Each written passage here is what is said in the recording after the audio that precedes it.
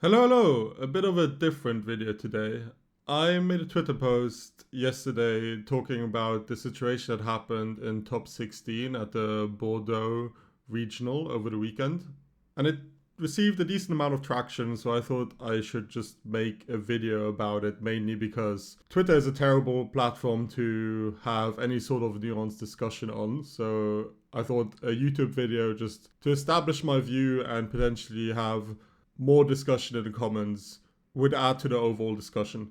I'm going to show you the clip in a second, but I'll first show you guys the Twitter post I made in the first place so you know my initial stance on it and where I'm coming from. This is the Twitter post I made. I wrote, the judge ruling I saw at the Bordeaux top 16 that pudding wasn't allowed to ramp was one of the most cringe rulings I've ever seen in this game. It's Houndblaze or 2K Brothers all over it again. Stop with this nitpicky BS. And this sparked quite a decent amount of discussion. Some people disagree with me, other people agree with me. So I thought I should just make a video. It seems like people care about this topic, so why not? I'll show you the situation. I'll talk over it a little bit to just show what happens without like having to have the commentary on and so on. So it's round 2 of this top 16. Emu is ahead 1-0. It's the pudding's player's turn. He's gonna attach 2 done now and he's gonna swing 7 lead. There's a 7 lead. The opponent, Emu, takes, and now he tries to ramp. And now the judge tells him that he is no longer allowed to ramp here because the Emu already took the life. That's the situation. And I strongly disagree with this type of ruling. Something I want to get out of the way first before I go into my fully fleshed out opinion. Yes, the Emu player took the life quickly here. Like, let's see, how quickly was the live actually taken?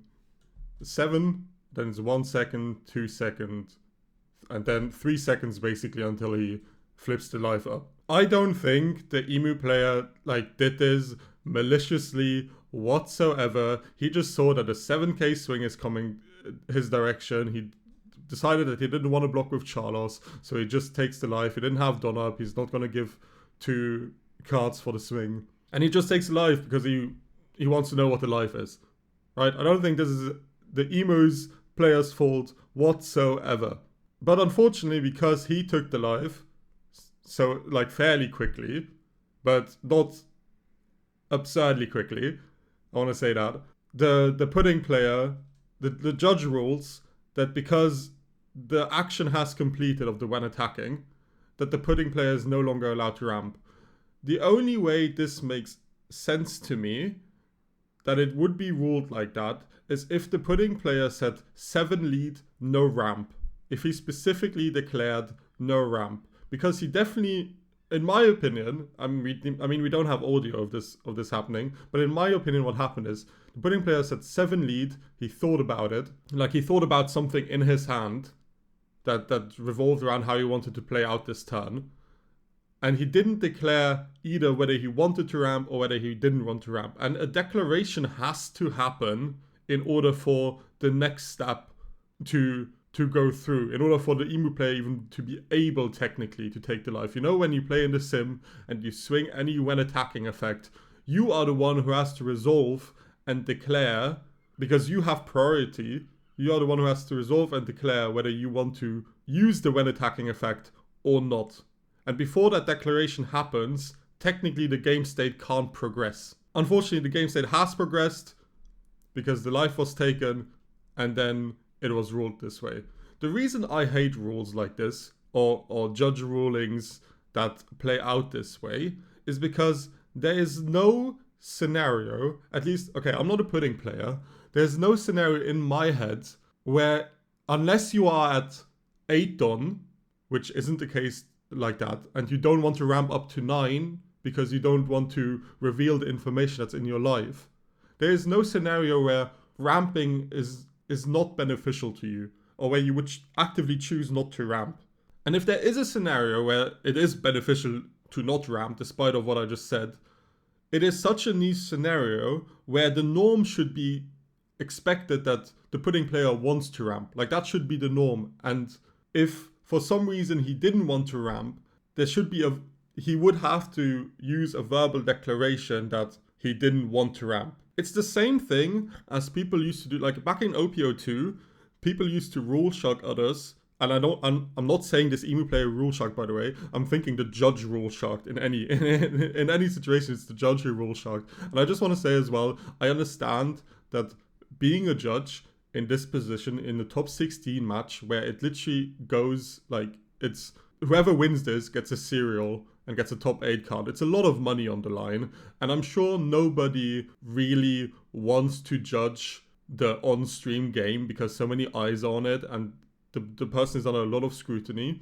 But I still think it's important to point out when mistakes, or I mean, other people don't agree with me. Other people think this is completely valid. The pudding shouldn't be allowed to ramp anymore. But in my opinion, it's a mistake. And I think it's important to point out when mistakes like this happen in order to prevent them in the future. Like, I'm 100% sure this could have been completely avoided. And the pudding players probably at fault to a certain degree as well, because he probably was not communicating fully properly whether he wanted to ramp or not. And therefore, no declaration was taken as a negative declaration, which is not correct in my opinion. But yeah, what I was saying is in OPO2, people used to rule shark with 9-cost Newgate. That if you play 9-cost Newgate and you don't declare that you give your leader the +2 buff, that your leader doesn't get the +2 buff. The same used to happen with BY Luffy with the 2-cost brothers, that in like OPO7 towards OPO9 when the deck was really, really popular, that if you use the brother effect to spawn out a big brother from life and you don't declare buff leader, people would rule shock you that you didn't buff your leader, therefore your leader is still a 5k or 7k or whatever. And by the way, this is a rule that is like exclusive to the West. In the East, it's completely understood that effects like this, there is never a reason not to use them. There's never a reason not to ramp. There's never a reason not to buff your leader. It's just understood. It's the same with up Luffy.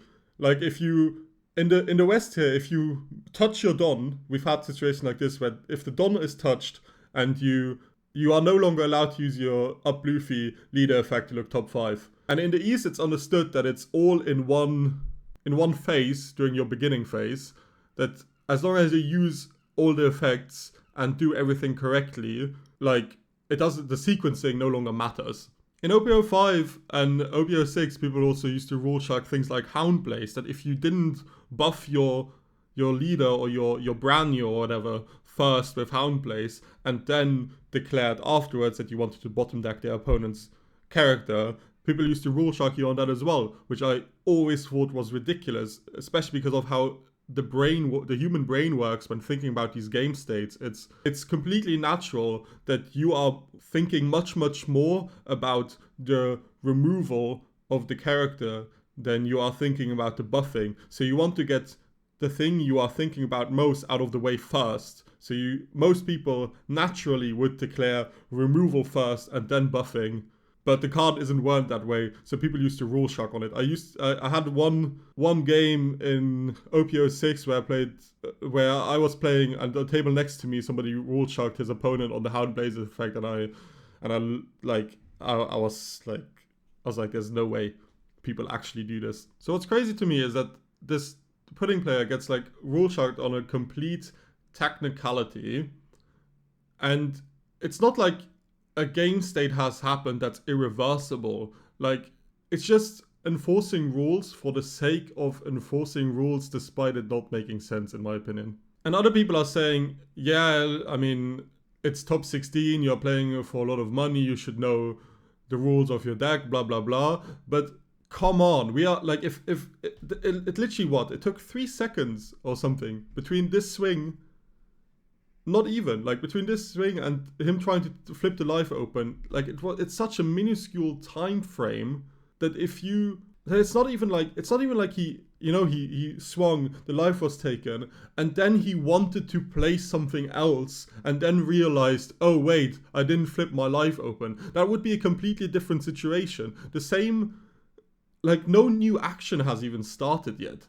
That all being said, I don't think the ramp here mattered an immense amount, because the turn after All the pudding player did was play a 6-cost kata, and I don't think he had another option to play on the turn anyways. But the point is, it could have mattered a lot. And the emu is also ahead 1-0. So maybe if this would have mattered and would have gone to game 3, blah blah blah, the emu player would have still won. Who knows? But I saw this situation happening, and I just couldn't believe it. I couldn't believe that we are so annoyingly enforcing rules in a moment where we don't take any human interaction or thinking processes or whatever the hell in mind. I mean, at that point, a machine might as well sit there at the judge, like instead of the judge.